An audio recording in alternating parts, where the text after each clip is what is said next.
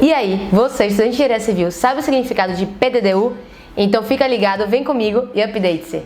Bom, PDDU significa Plano Diretor de Desenvolvimento Urbano, ou seja, é o instrumento básico da política de desenvolvimento, quase que não sai, e expansão urbana que qualquer cidade necessita para crescer.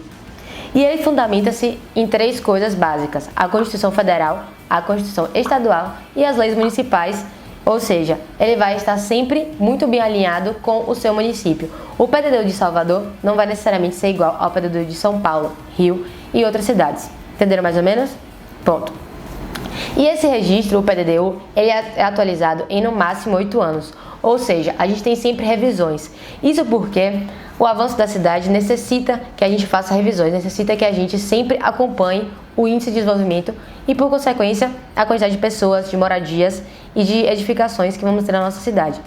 Exemplo, o PDDU de Salvador já mudou várias vezes e uma das principais modificações foi o que diz respeito à orla. Antigamente, na orla de Salvador, a gente não podia ter construções acima de um pavimento. Eram basicamente casas. Hoje em dia, o PDDU foi mudando e a gente vem cada vez mais tendo construções altas na orla. Sendo que não pode ser muito alto também, porque senão a ventilação da cidade vai embora, não é mesmo? Então, acho que hoje em dia, se não me engano, aqui em Salvador é permitido prédio até 3 andares numa distância X da orla marítima. Mas enfim, isso foi só para exemplificar como as modificações são importantes para atender às necessidades da nossa cidade. Eu vou falar aqui um pouco os principais tópicos que o PDDU deve atender. Então fique ligado, preste bem atenção. Vamos lá. Primeiramente, ele deve definir, entre outras coisas, os princípios, objetivos e diretrizes para a política territorial. Foi o que eu falei. Ele vai dizer, basicamente, como a sua cidade vai expandir. Segunda parte. Os temas quase que não sai. Temas prioritários, objetivos estratégicos e ações prioritárias para alcançar o horizonte temporal fixo. Ou seja, dentro desses 8 anos, como que a cidade quer se desenvolver, para onde que ela vai e onde quer chegar, e de que forma, no caso, né? Os objetivos específicos das políticas públicas, como habitação, transporte e mobilidade, meio ambiente e saneamento. Já fala por si só esse tópico, né? Não preciso explicar nada. Em que condições a propriedade privada cumpre e deixa de cumprir função social e os instrumentos urbanísticos correlatados. Qual é a participação, basicamente, da política privada dentro da construção da cidade, que é basicamente pública, né? As diretrizes para o ordenamento territorial e para o ordenamento de uso e ocupação do solo, de modo a orientar a elaboração da LOUS. Disse o que é LOUS? LOUS é basicamente uma folha gigante que tem desenhado toda a sua cidade. A LOUS é muito utilizada quando a gente vai fazer projetos de engenharia civil. Projeto de arquitetura, elétrico, a gente sempre vai localizar o nosso terreno na LOUS. A gente puxa a LOUS do site da prefeitura e localiza ali nosso terreno. Por quê? Porque de acordo com a LOUS a gente vai saber qual é o recuo daquele local, distância entre terrenos vizinhos, até índice de ocupação do solo e outras coisas para você poder executar a sua construção dentro daquele bairro, dentro daquela localidade. Beleza? O PDDU também define as áreas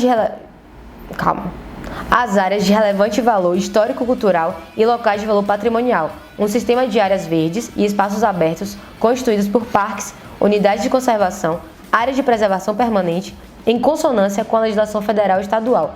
Ou seja, é também dentro do PDDU que a gente define as famosas APP, Área de Preservação Permanente, que a gente vai dizer que aqui em Salvador, por exemplo, as dunas ali perto de Estela Maris são APP, Área de Preservação Permanente. A gente não pode ter nenhum tipo de construção dentro daquele bioma específico. Também tem área de preservação mais para o litoral, porque nossa cidade aqui tem muitas dunas e essas dunas são consideradas áreas de preservação. A gente não pode ter construção a depender da distância, a depender do nível das dunas. Beleza? Pronto. Define também as densidades atuais e projetadas para os diversos subespaços da cidade.